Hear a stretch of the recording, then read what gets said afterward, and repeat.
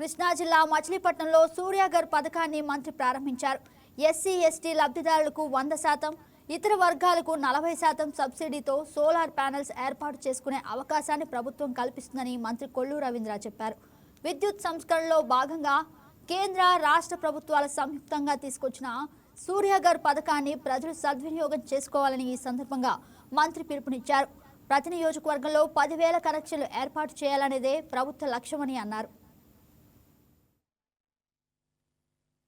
వచ్చినటువంటి ప్రతి అవకాశం వాళ్ళ కేంద్ర ప్రభుత్వం సూర్యగారి కింద వాళ్ళు స్కీమ్ ప్రకటిస్తే ఎక్కువ శాతం మన ఆంధ్ర రాష్ట్రాన్ని వాడుకుంటా ఉన్నాం.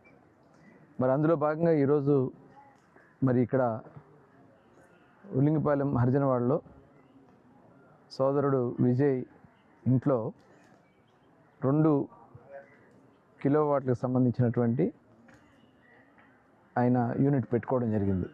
పూర్తిగా ఉచితం.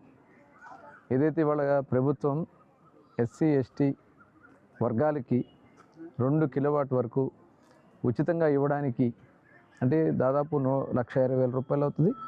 1,20,000 కూడా ఉచితంగా మొత్తం ప్రభుత్వం భరించి వాళ్ళకి ఈ సదవకాశాన్ని కల్పిస్తూ ఉన్నారు.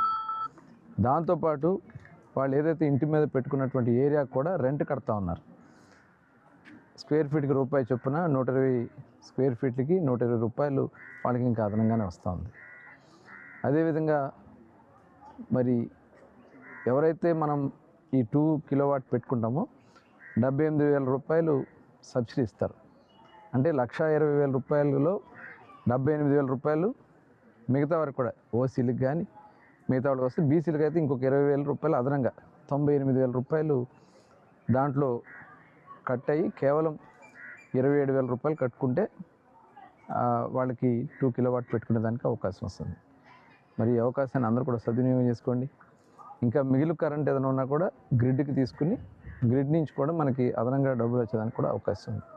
ఇవాళ ఈ ప్రభుత్వం చేస్తున్నటువంటి ఈ మంచి కార్యక్రమాలని కేవలం గౌరవ ముఖ్యమంత్రి గారు చేస్తున్నటువంటి నిర్ణయాల్లో ఇవాళ ఈ అవకాశం మనకు వస్తుంది. ఎందుకంటే 14-19లో ఆ రోజు ఉమ్మడి రాష్ట్రం విభజన జరిగే నాటికి 24 మిలియన్ యూనిట్ల లోట్లో ఆంధ్ర రాష్ట్రం ఉంటే 2019కి మిగులు కరెంటుతో మనం జగన్మోహన్ రెడ్డికి అప్పచెప్తే తర్వాత ఆయన మొత్తం కూడా అస్తవ్యస్తం చేసి ఆ రోజున పీపీఎల్ పవర్ పర్చేజ్ అగ్రిమెంట్లను కూడా రద్దు చేసి యూనిట్ కాస్ట్ అప్పుడు చాలా తక్కువ రేటు మనం తీసుకుంటే ఎక్కువ రేటుకి బయట వాళ్ళకి ఇచ్చి దాంట్లో కమిషన్లు కొట్టుకున్నాడు తప్ప మరి ప్రజాధనాన్ని లూటీ చేశారు.